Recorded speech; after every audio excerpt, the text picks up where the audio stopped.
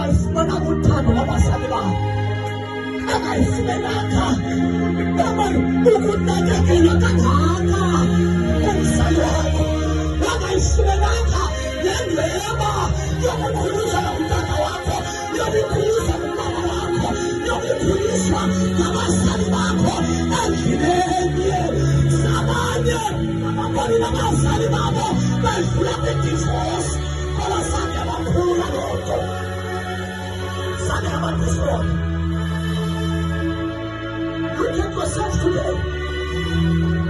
Sonke namhlanje ukhulile, uqinile, kodwa uqinile.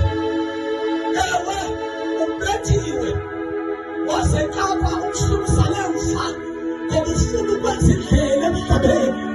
Kanti awungene kapa wadibana naso i-attack, wadibana naso ikhukhulu, wadibana naso imiteliliteni, ibalufumali umzala ngekho kalukhona umzala uyesu.